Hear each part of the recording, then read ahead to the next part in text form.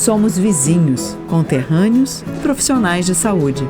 Aqui tem gente. Aqui tem vida. Aqui tem Unimed.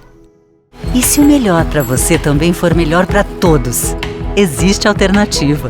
Escolhendo o Sicredi, você une as suas necessidades financeiras com o desenvolvimento da sociedade, porque reinvestimos os recursos na sua região. Somos a alternativa que oferece soluções financeiras ideais, taxas justas e atendimento próximo, humano e digital. Escolha o Sicredi, onde o dinheiro rende um mundo melhor.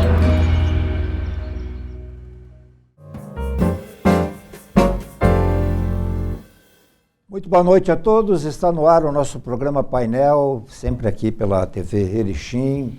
Muito obrigado pelo prestígio de quem permanece junto conosco aqui. A gente procura trazer entrevistados que residem em Erechim, que trabalham em Erechim, enfim. A nossa TV é de Erechim, tanto do município quanto no estado, no próprio nome, né? Então é uma TV, é a TV Erechim, e nós vamos tratar de um assunto que está mexendo com o país inteiro, né, que é a questão do marco temporal. Nós vamos saber o que é o marco temporal. Tem pessoas especializadas aqui para explicarem o que vem a ser isso.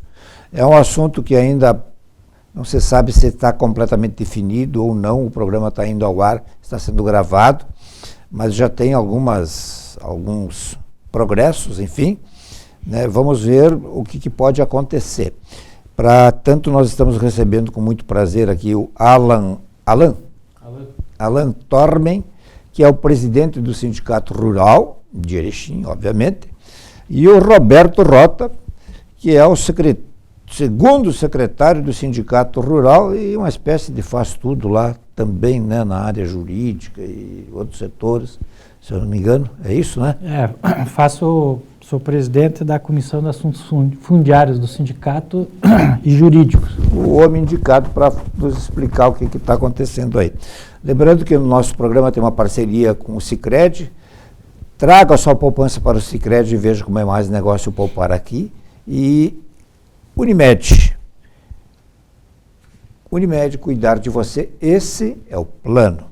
Bom, todo mundo aí em casa tem acompanhado os veículos de comunicação do país inteiro aí, o que está acontecendo com essa questão das terras indígenas, não indígenas, das terras dos proprietários que compraram terras, enfim, que os indígenas estariam reivindicando. Nós aqui, o assunto ganhou mais relevância agora nos últimos dias com a definição do primeiro voto, né, no Supremo Tribunal Federal, né, sobre o marco temporal, e também agora com uma votação lá no Congresso Nacional. Não sei quem é que quer iniciar, quem é que se sente mais à vontade aí. Afinal de contas, o que vem a ser o marco temporal? Quem é que pode nos explicar? Porque nem todo mundo que está em casa, com todo respeito, é obrigado a saber o que é o marco temporal. A gente ouve falar muito, e entra no ouvido e, no fim, a gente faz de conta que entendeu, mas não compreendeu. Bom, Odi e telespectadores da TV Erechim, a gente foi convidado para conversar com vocês aqui a questão do marco temporal, e nós, como entidade representante de classe, a gente tem uma organização para cuidar dos assuntos de interesse da classe. Então, quando o Sindicato Rural é de Erechim, mas ele não é só de Erechim, são os 25 municípios que são atendidos pelo Sindicato Rural de Erechim. Então, a gente tem de Nonoai, de Faxinalzinho, Benjamin Constante, até Áurea Centenário. Mas leva o nome de Sindicato Rural de Erechim. Leva, porque a extensão de base ao território é do Sindicato Rural de Erechim. E dentro disso a gente tem o Rota, que ele é da diretoria, segundo secretário nosso, e é coordenador e presidente da Comissão de Assuntos Jurídicos e Fundiários do Sindicato. E eu vou pedir para ele, que é detentor dentro do sindicato, ele que tem mais experiência e está há mais tempo trabalhando com isso, para ele explicar, até pela formação dele e atuação, do que é o marco temporal e o que ele pode impactar.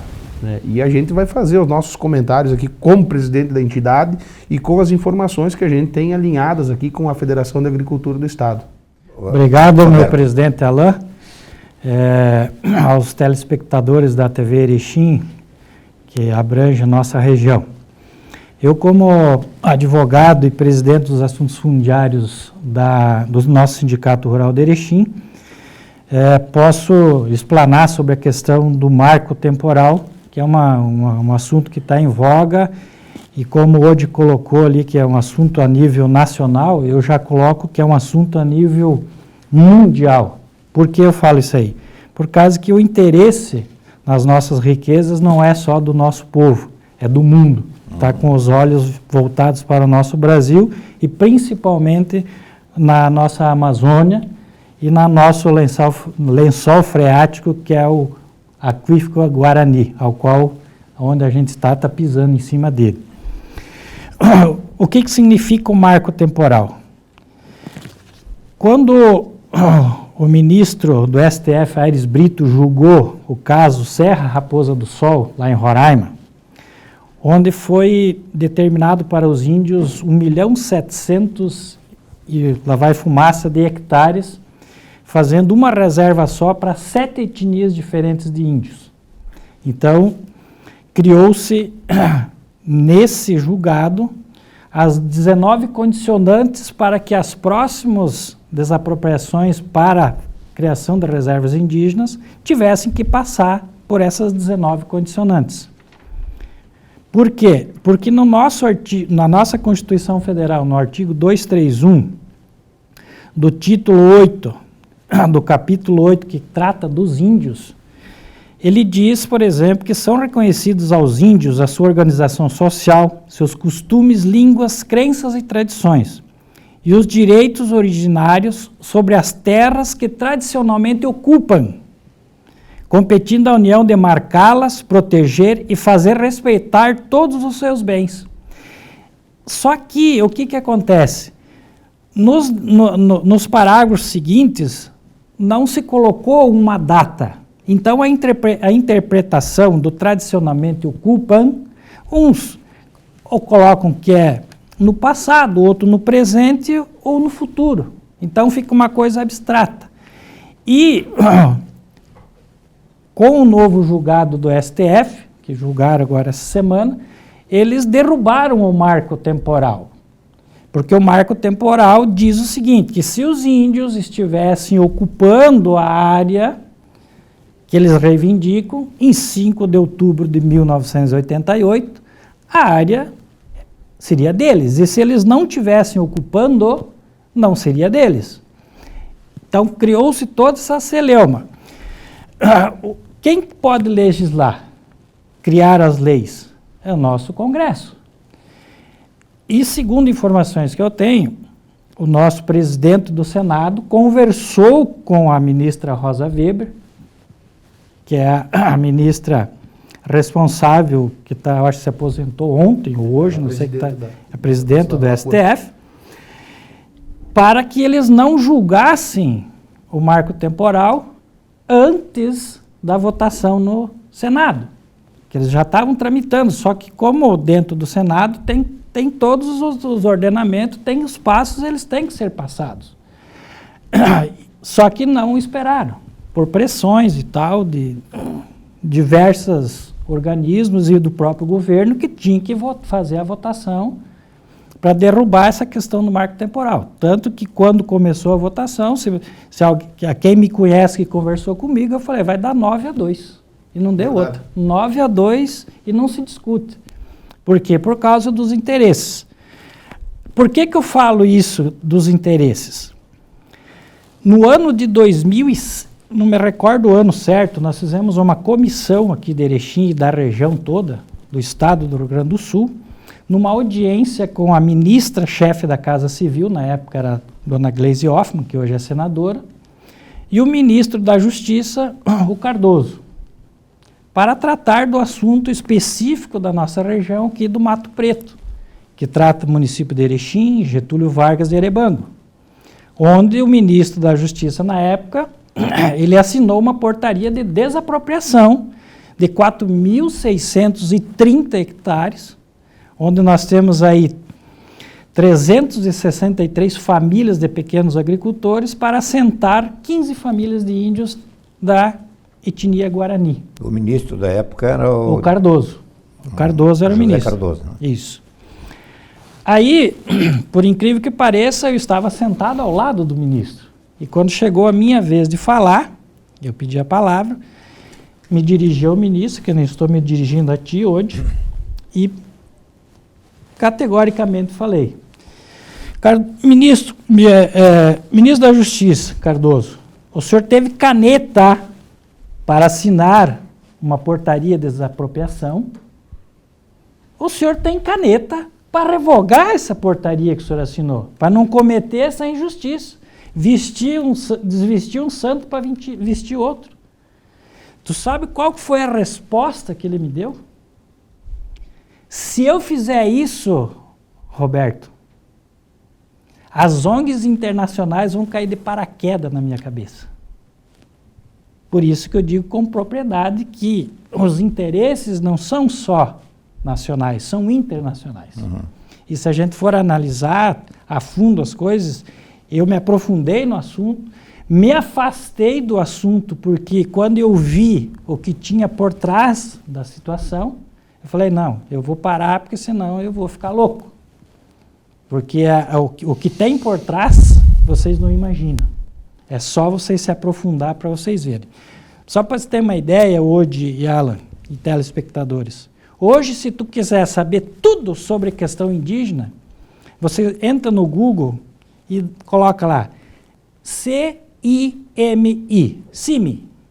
Conselho Indigenista Missionário, mantido pela nossa Igreja Católica, que eu sou católico, regida pela CNBB. Lá você tem tudo. E para que serve o CIMI? Para tratar dessa questão indígena. Então, se tu quer saber tudo sobre a questão indígena, quantas reservas tem, onde tem, o que estão pedindo, o que não estão pedindo, tu entra lá, tu tem tudo. E quem mantém a CNBB? Nós. Quem é católico. Mas ali tem a posição da CNBB? Posição da CNBB, criada pela CNBB e mantida pela CNBB. Onde se criou uma celeuma. Sim, mas além das informações, também tem uma posição dela? Tem, com certeza. Você vai ver, você coloca lá, tu vai ver o objetivo do CIMI. Que é a posição da CNBB? A preservação dos povos. Então, tu tira um tempo hoje e... O telespectador também, para entender. Então, o telespectador vá lá, veja isso aí para você ver o que é o CIMI.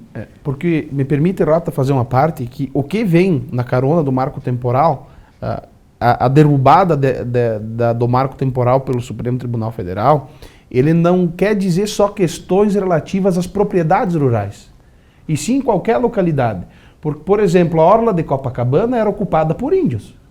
Aqui onde nós estamos? Aqui, nós estamos, era índio.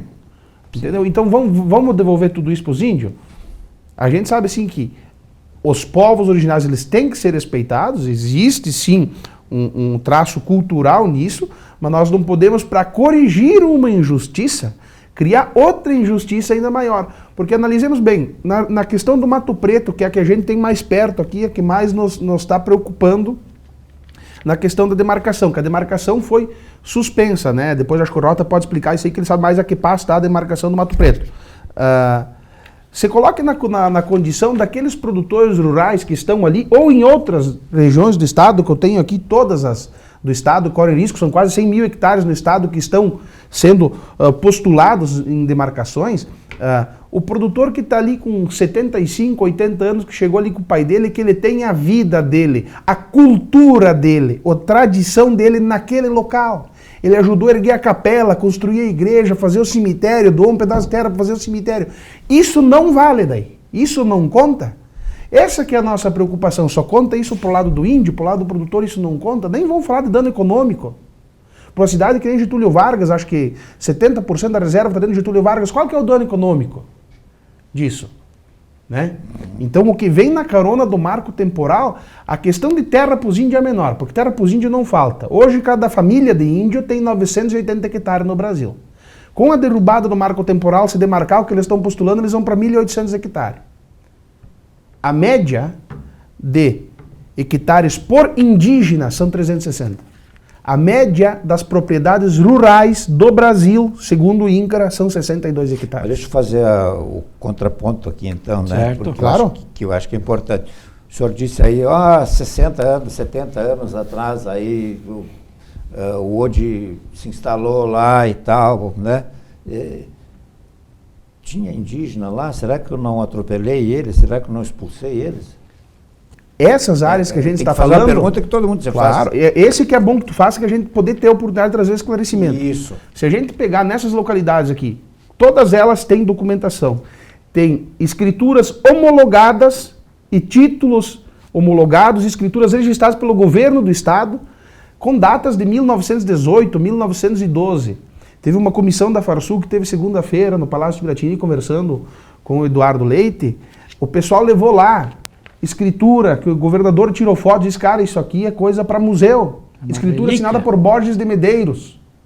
Então o governo titulou essas terras, homologou, vendeu e registrou.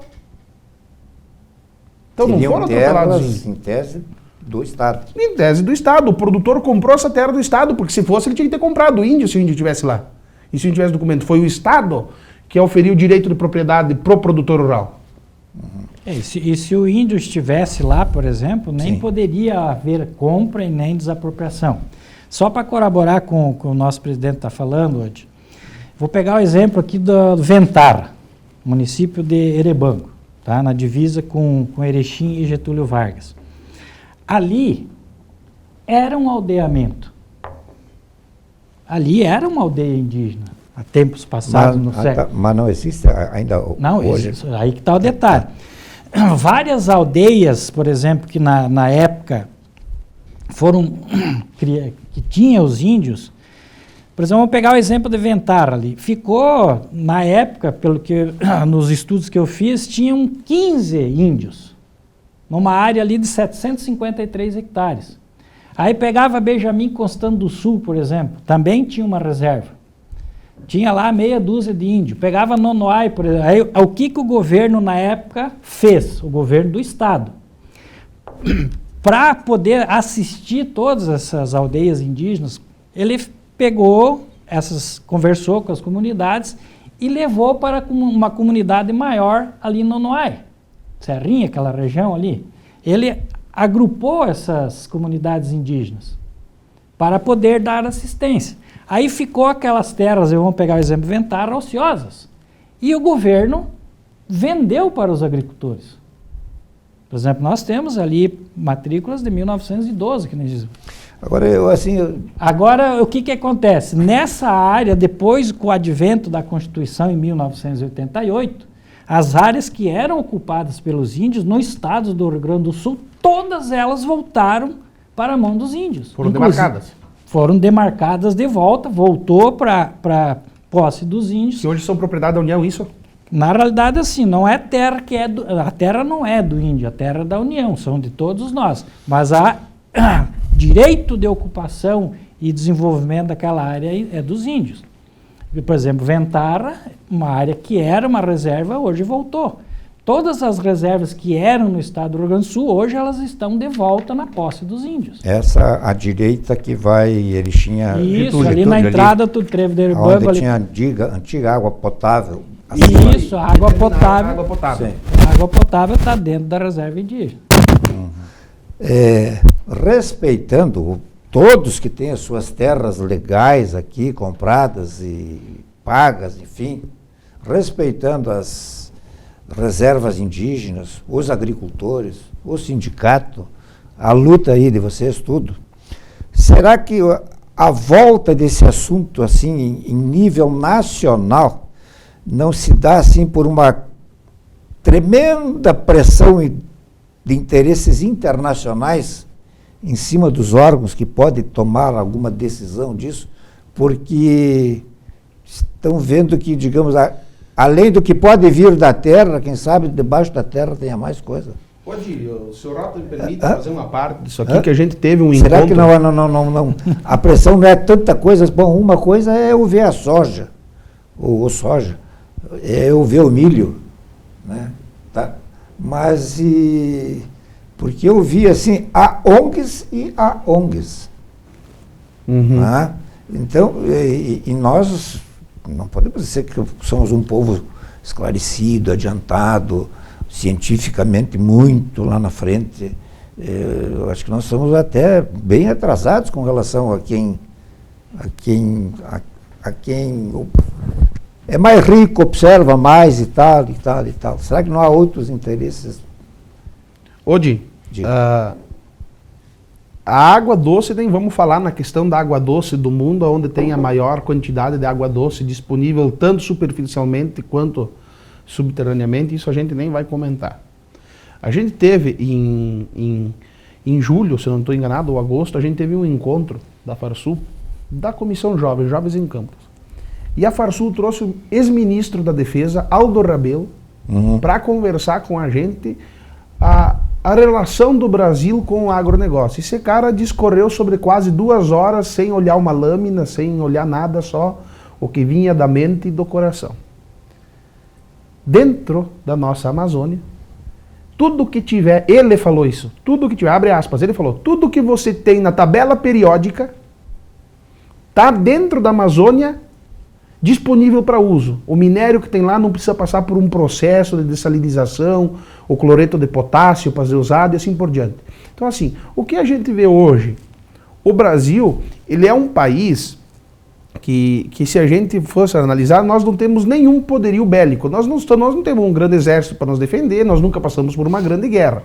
Qual é a grande vantagem do Brasil? Ter clima, luminosidade, água, temperatura e pessoas para produzir, capital humano para se produzir alimento para o restante da população. A Europa está com um sistema que está exaurida a produção, os americanos já chegaram no teto de produção, não existe outro lugar no mundo que se pode produzir comida. E para se produzir comida você precisa de recursos naturais abundantes e que se renovam. E nós sabemos que o Brasil é detentor disso. Nós temos aí mais de 62%, 63% do Brasil intacto, como Pedro Álvares Cabral descobriu em 1500. Então, esse é o grande valor do que o Brasil tem. Isso sim, tem uma grande preocupação das ONGs exteriores, e agora isso vem à tona porque o governo atual ele é mais alinhado com os interesses mundiais do que com os interesses de soberania nacional. Porque se eu tenho de propriedade minha algo que pode gerar riqueza, trazer evolução, melhorar a vida da minha sociedade, por que eu não vou administrar isso de maneira correta, respeitando os princípios ambientais e sustentabilidade, e proporcionar riqueza ao meu povo? Não seria essa a questão? Então a gente vê que hoje a gente tem uma preocupação muito maior de se ver o Brasil de investidores externos querendo vir aqui e dominar o nosso território, através de ONGs, enfiando lei, usando os índios, estão sendo usados para essa finalidade. E a gente fica assistindo isso, alguns de camarote, e achando bonito. Nós, enquanto entidade de classe, produtores rurais, que temos uma organização e a gente tem pessoal preparado, como o Rota, como outras pessoas dentro da Farsul e dentro da própria CNA, a gente está vendo essa preocupação.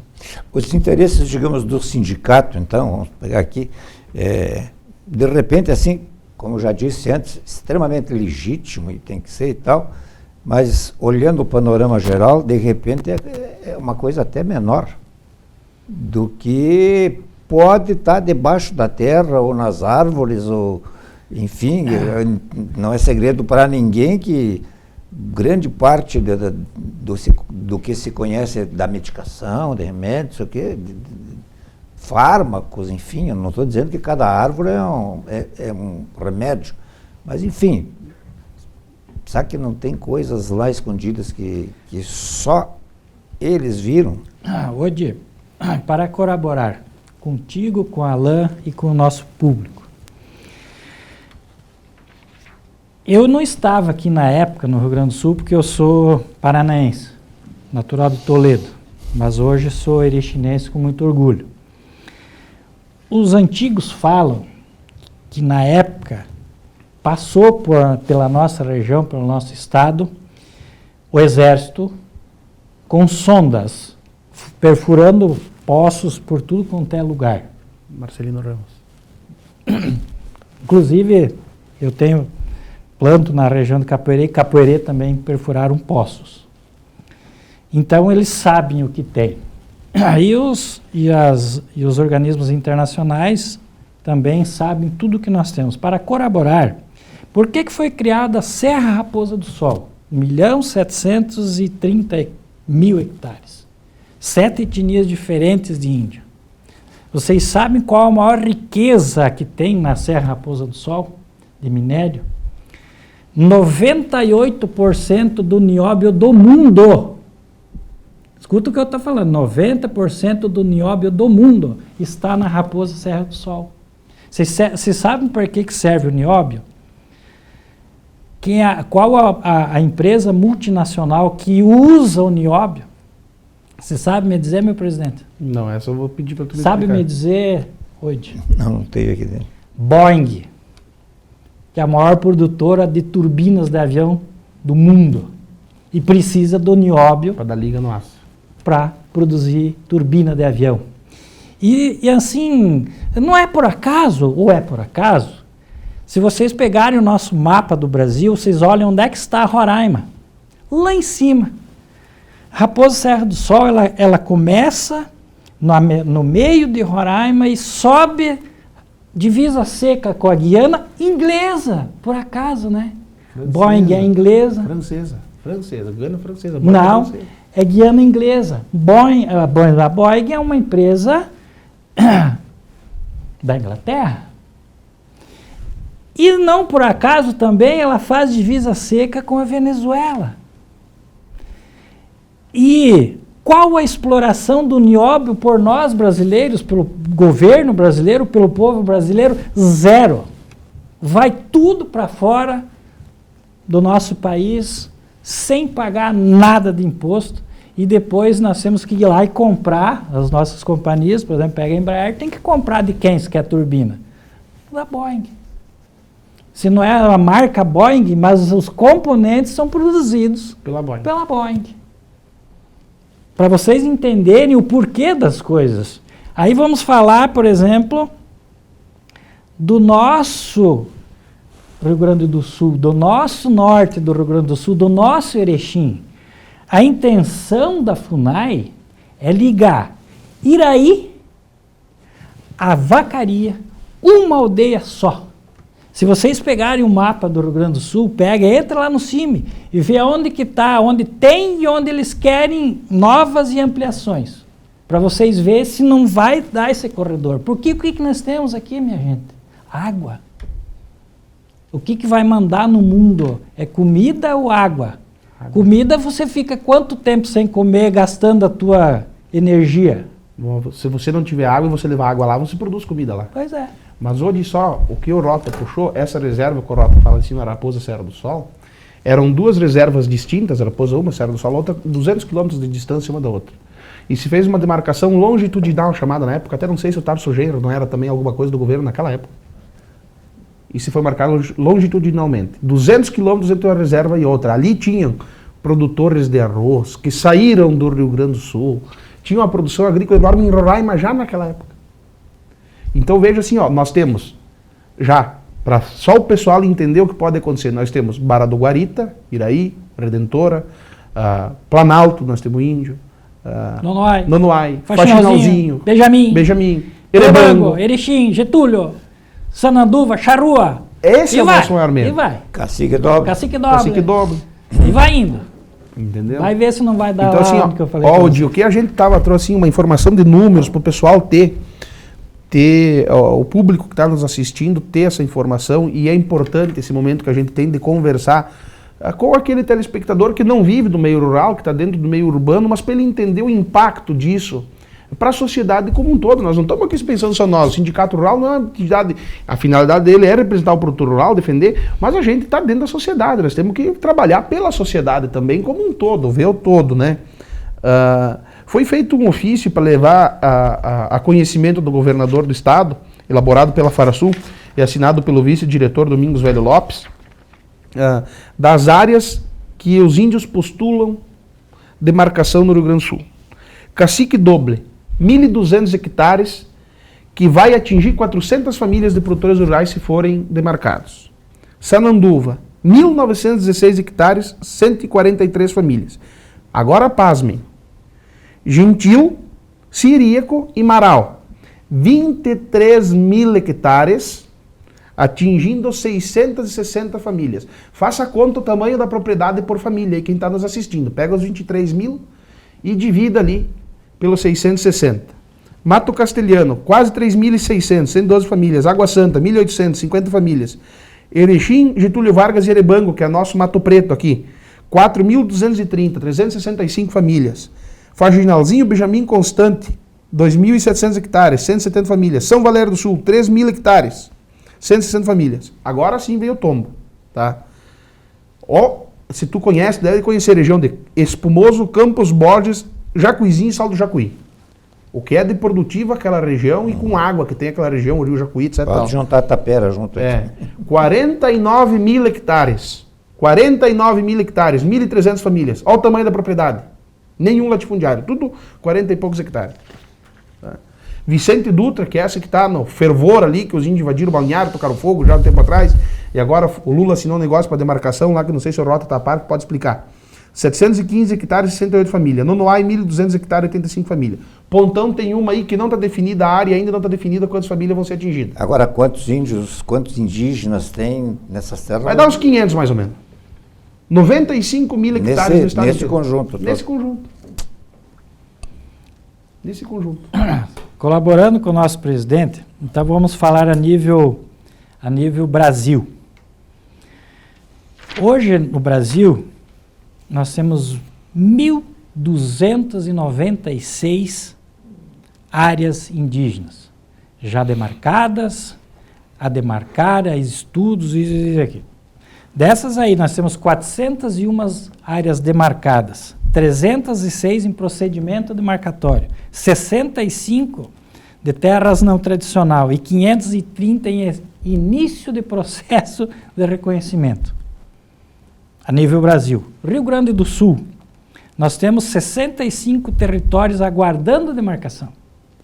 Desses, 36 estão nos estudos antropológicos, 20 já regularizados em fase de registro em cartório, 2 já delimitadas e aprovadas pela FUNAI e 7 declaradas, para apreciação do ministro da Justiça. É o estado com mais áreas em estudo de demarcação. Aí vem a calhar, quando eu fiz uma viagem para Roraima, junto com os amigos, para fazer investimentos na última fronteira agrícola do Brasil. A minha preocupação, como a gente está aqui na região, é a questão de ter terra e perder para os índios. Eu pensei, imagina em Roraima. Fui na FUNAI, por incrível que pareça, a diretora da FUNAI, do estado de Roraima, sediada em Boa Vista, é uma engenheira agrônoma gaúcha, que se formou em Santa Maria. Quando eu pedi para ela, como é que é a questão indígena na Roraima? Ela falou para mim, aqui não existe mais demarcação para índios, porque já tem demais. Agora, vocês lá no Rio Grande do Sul, Paraná e Santa Catarina, se preocupem, que o foco é lá. Porque hoje, por exemplo, do nosso território, 0,7% está demarcado para os índios. E a intenção, como no Brasil todo, é 24% do território. Então, por isso que nós temos que se preocupar. Por isso, de 65 novos aldeamentos que estão acontecendo. Aí que vem o detalhe. Voltando na questão do nióbio, que eu não tinha terminado, eu falei que o Brasil tem quantos por cento do nióbio do mundo? 95. 98%. Os outros 2% estão aonde? No Canadá. E o Canadá, o governo canadense, explora o nióbio. E tu sabe, com 2% de exploração do nióbio, que já faz anos que estou explorando e ainda tem nióbio, a reviria para explorar, eles mantêm toda a educação do país e toda a malha viária só com o imposto do nióbio, de 2%. Agora tu imagina nós com 98%. E não exploramos nada. Hoje, por exemplo, voltando lá na questão do marco temporal, da PEC 48, do PL 2903, que foi votado ontem no Senado, Se vocês lerem ele na íntegra, vai ter lá que, por exemplo, nas reservas indígenas também vai ser explorado. Isso era uma coisa, por exemplo, que o Bolsonaro sempre falou, que as áreas indígenas também teriam que ser exploradas. Ou pelos índios, ou pela União, ou pelo município, ou pelo Estado, ou por iniciativa privada com consentimento. Com essa aprovação, vai acontecer. É isso, por exemplo, que a bancada do PSOL e do PT no Senado já estão entrando com pedido de inconstitucionalidade. Por quê? Porque eles dizem que isso aqui abre porteira para a exploração de quem quiser. Não, ali é bem específico, diz que pode ser contratada, dentro das reservas indígenas, pode ser contratada mão de obra de não indígena para fazer. Mas quem vai gerir vai ser a FUNAI, vai ser a comunidade indígena que vai gerir. Quem regula, digamos, a atuação das ONGs? Mas ONGs não tem que regular, já diz, uma instituição não governamental. Sim, mas eu estou entrando na tua casa, eu sou uma ONG. Não, aí que tá. Com a queda do marco temporal, você relativiza o direito de propriedade. Então, se o governo achar que na tua casa tem alguma coisa interessante, eu posso mandar o João das Couve lá olhar o que tem. Sim, mas as ONGs alguma coisa vieram fazer, não vieram só para catequizar. A maioria das ONGs são que nem corvo, desculpa falar assim, mas é o jargão que vem. Elas ficam só rodeando. Mudar para uma parcela, então. Mas eu não falei todas, a maioria, não incluí todas. Elas só ficam arrodeando assim, ó, para ver se tem alguém que está se batendo ou que já não se mexe mais para sentar em cima e se aproveitar. O que a gente vê com muita preocupação assim, hoje nós temos a questão indígena, que os povos devem ser respeitados, etc e tal, costumes, mas eles estão hoje sendo usados como uma manobra política, judiciária, sei lá a definição que a gente pode dar para isso aí, para interesses externos, que é o que a gente vem falando desde o começo. Porque está aqui, ó, na Constituição, ó, no artigo 231, que o Rota comentou, o artigo 6º. Rota, me ajuda a interpretar isso aqui. Parágrafo 6º. Parágrafo 6º. Eu vou ter que fazer um intervalo aí. Então faz antes.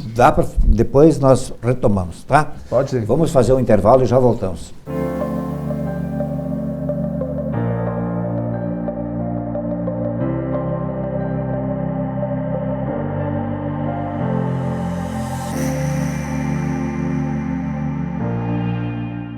E se o melhor para você também for melhor para todos?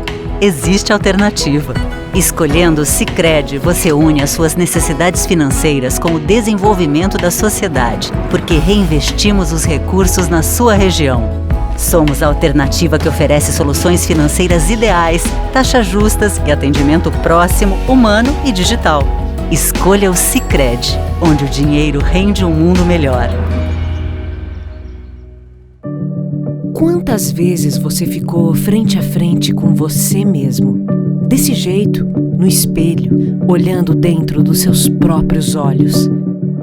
Se perguntando por que ainda não deu o primeiro passo para uma vida melhor, para um mundo melhor. Por que você ainda não enfrentou aquele medo que nem o seu reflexo conhece? Já pensou na rotina que deseja tanto mudar? Já se propôs a enfrentar seus desafios em voz alta? Já se encheu de coragem para tomar uma decisão como se estivesse incentivando alguém muito importante para você?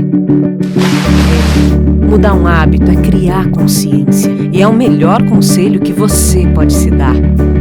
É o momento de pegar na sua própria mão e falar: vem comigo. Busque uma versão ainda melhor de si mesmo.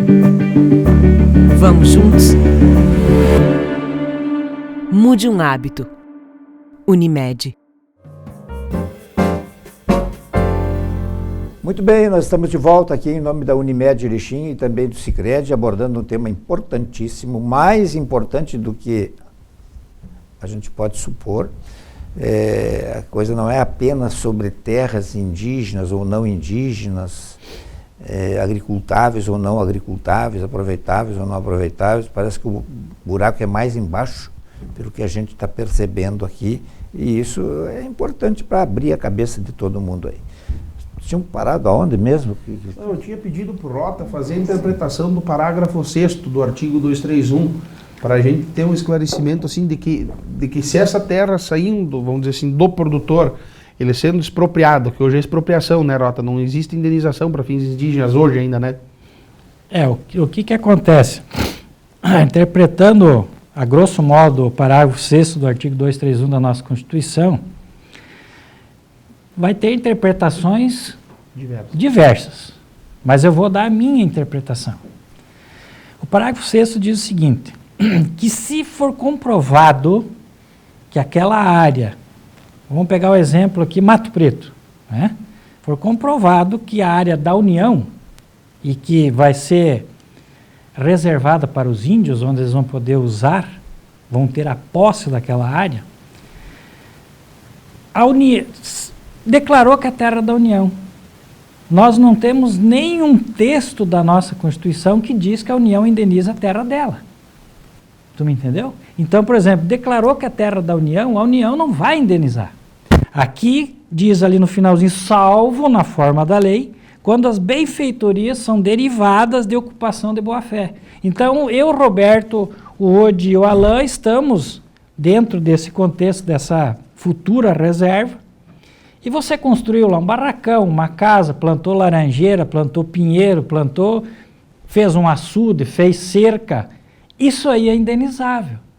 Mas a terra que você comprou, pagou, que você tem a escritura, que tu paga o imposto todo ano, você declara o ITR, você faz o CCIR, você, até tempo atrás a gente pagava a CNA, que é o imposto a nível Brasil, né, para os agricultores, você não tem direito a nada. Aí você tem que contratar um advogado, que daí eu como advogado, por exemplo, os advogados ficam felizes, né, que o Alain, o Odi vai ter que contratar advogado para entrar na justiça para tentar ver o seu direito de indenização da terra nua. É isso que acontece hoje. Agora, por exemplo, vamos voltar ao projeto de lei 2903. Aqui também vai estar contemplado que se houver isso aí, tem que haver a indenização. E se você olhar, por exemplo, a decisão do STF, lá é bem claro que tem que ser indenizado. Agora, se vocês já imaginaram, por exemplo, hoje os índios, uns falam 12%, outros falam 13%, outros 14% do nosso território já é indígena. Eles querem chegar a 24%, que possivelmente podem ser desapropriados, não só os agricultores, mas também o pessoal da cidade. Se cuidem, hein? Se cuidem que se os índios chegarem na sua casa, sentar lá e chamar a FUNAI é obrigada a instalar um grupo técnico, um GT de trabalho, para dizer se aquela área lá era dos antepassados deles ou não. Aí, voltando lá no tradicionalmente ocupam, hoje eles usam, por exemplo, elegem a palavra tradicionalmente ocupam como sendo imemorial. Hoje. Você sabe o que significa a palavra imemorial? Você vai no cemitério e você vê uma plaquinha lá, em memória ao fulano de tal. É na memória dele. Então, por exemplo, se o tataravô do índio ocupou onde está a sua casa, telespectador, eles vão tirar e falar, não, você aqui é intruso. Mas isso não é uma matéria que deveria ser, digamos, debatida e decidida pelo Congresso Nacional? Com certeza. Quem pode legislar? Como é que o Judiciário entrou nessa história? Por isso, por exemplo, que ontem assistindo... Eu não sei, esse ontem foi no último dia 26. Ontem, dia 26... Na quarta, dia 26 foi. Isso. Tu tá falando do isso, julgamento? Do julgamento, por exemplo. Nós estamos gravando. Não do julgamento, do PL lá no Senado. Tá. Certo? Quarta, dia 26, que passou na CCJ e passou no plenário. Se vocês...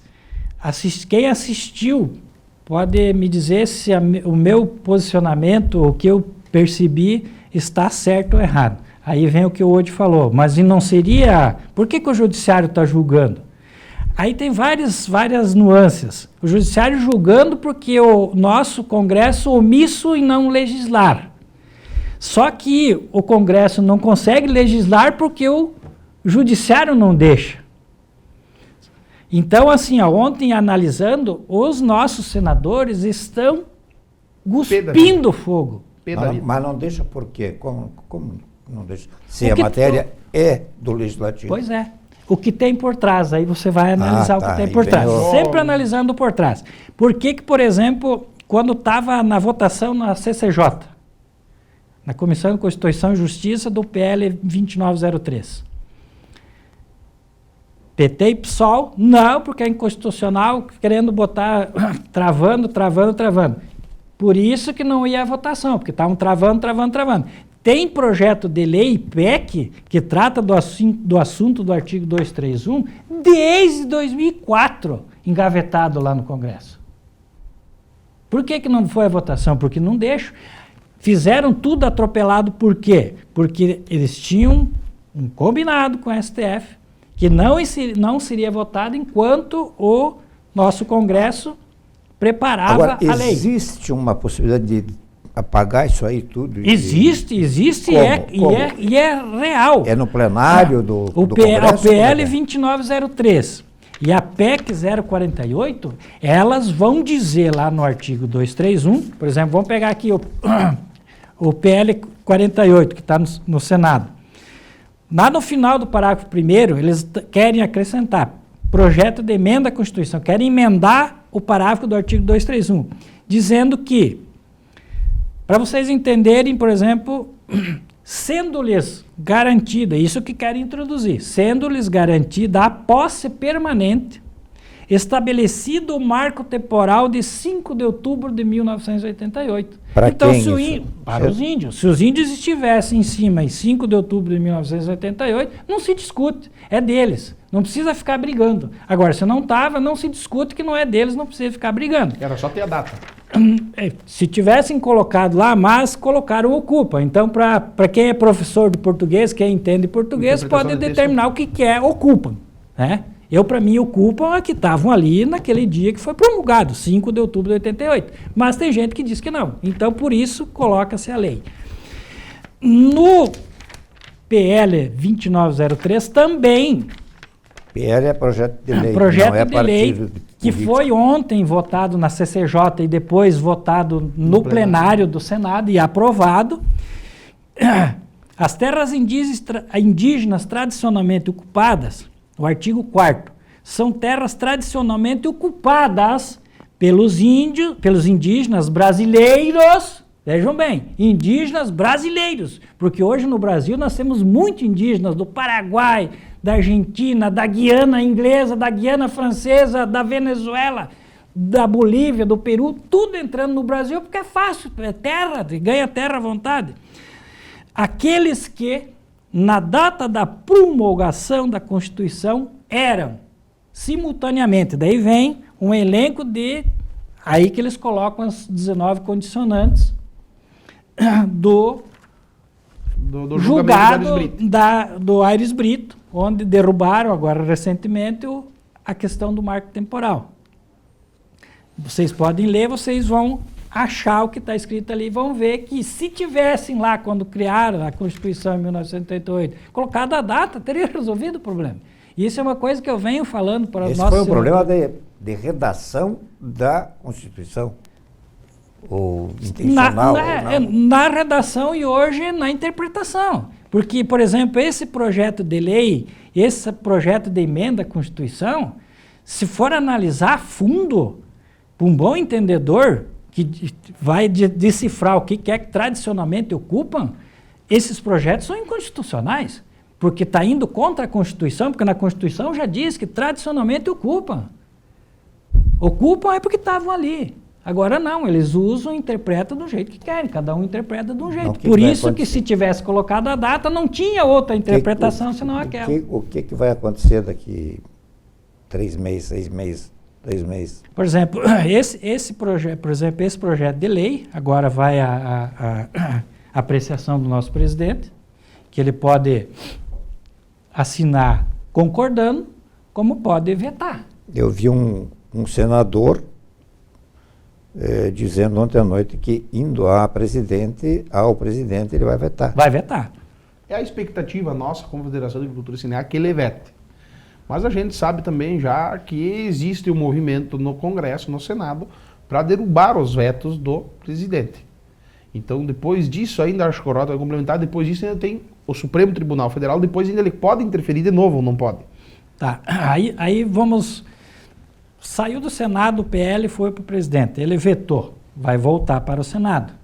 Aí vai ter uma sessão plenária dos nossos deputados e dos senadores, onde eles podem concordar com o veto, podem concordar com vetos parciais de artigos, parágrafos, incisos dentro do PL, como podem derrubar o veto do presidente.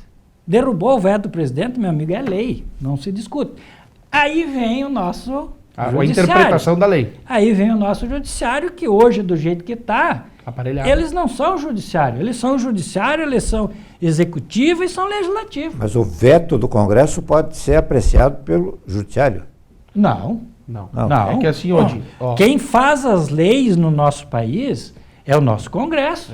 A lei está ali, ela tem que ser cumprida. Mas hoje, do jeito que está sendo... Mas se o presidente veta, volta para o Congresso. O Congresso derruba o veto. Vira lei. Vira lei. Por que o senhor diz, então, que indo para o judiciário... Porque daí vem a interpretação da lei. Qual é o papel da Suprema Corte? Aí volta, então, para...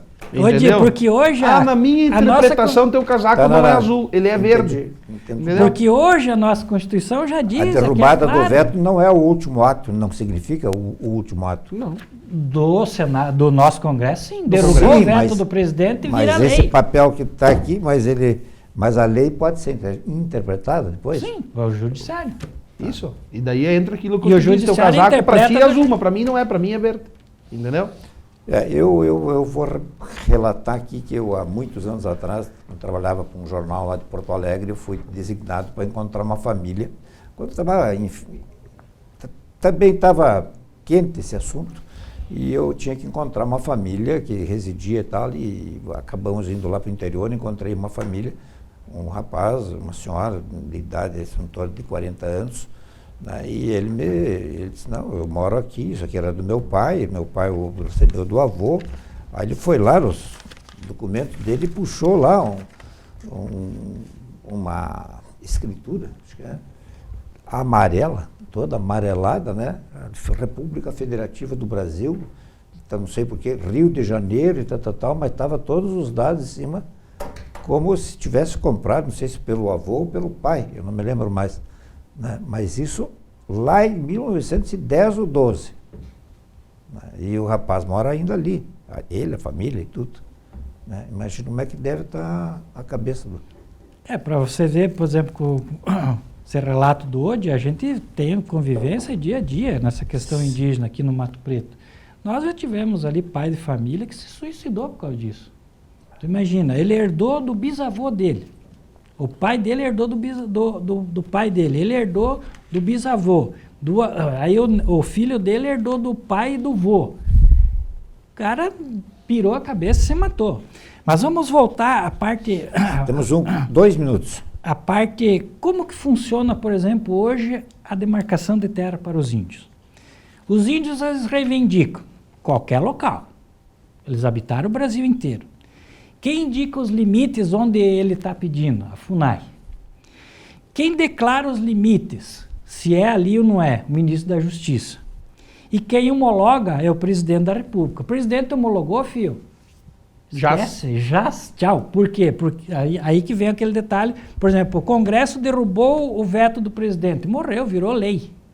Aqui é a mesma coisa. O presidente homologou, assinou a homologação da área ali. Tchau, morreu, não tem mais o que fazer. Por quê? Porque hoje, do jeito que está, é via administrativa. E o Congresso também está querendo mudar para que não seja administrativo. Que seja, por exemplo, se houver discussão, quem tem que decidir são os nossos representantes do povo, que são os deputados e senadores. Que tem que decidir se vai ser reserva indígena ou não. Porque hoje a via é mão única, é o executivo que faz com os seus... órgão, que seria a FUNAI, Ministério da Justiça e Presidente, e deu. Mas assim, indo para o final, só para aproveitar, toda essa preocupação é assim, ó, a gente, para entender a posição dos outros, acha que se colocar no papel dos outros, no lugar dos outros. Analise na situação, aquele produtor que está numa área que é postulada, que estão reivindicando, como que você vai fazer um investimento de melhoria de solo, você vai reformar a tua casa, você vai construir um armazém. se você não sabe se isso vai ser teu amanhã, o tamanho do impacto social que isso tem. É que nem nós pessoa, nem entramos nessa área porque... a pessoa que mora no apartamento aqui na cidade ou na casa, não vai mais querer reformar a casa porque não sabe se amanhã é dele. Então isso assim começa já a degradar o local, a comunidade, em função de tu não ter a certeza de que aquilo é teu, de que aquilo vai se perpetuar. O produtor rural não merece, o produtor rural não merece sofrer com insegurança jurídica do direito de propriedade, porque direito de propriedade é fundamental para eliminar todo e qualquer tipo de conflito. Como que se acabou o conflito? Fazendo divisa e fazendo cerca. Pronto! Acabou o conflito de terra no mundo assim. Muito obrigado ao presidente, muito obrigado ao segundo secretário, Roberto Rota, ao Alan Torme. Muito obrigado a todos de casa aí. Chegamos na hora aqui, temos que terminar. Boa noite e até uma próxima. Boa noite e até uma próxima.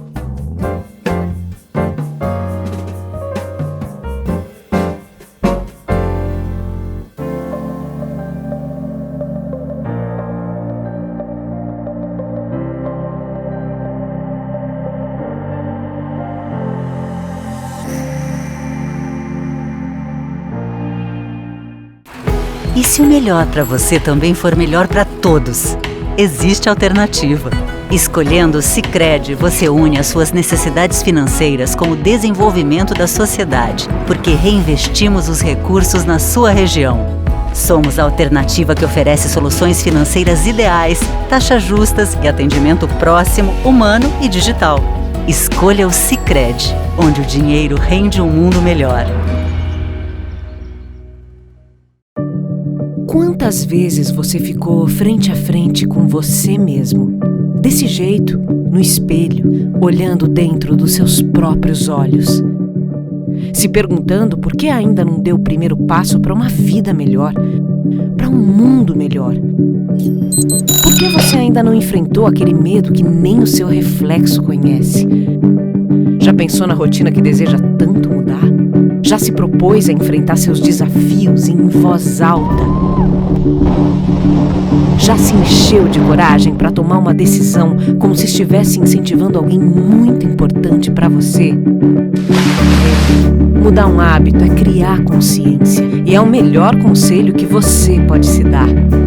É o momento de pegar na sua própria mão e falar: vem comigo. Busque uma versão ainda melhor de si mesmo. Vamos juntos? Mude um hábito. Unimed.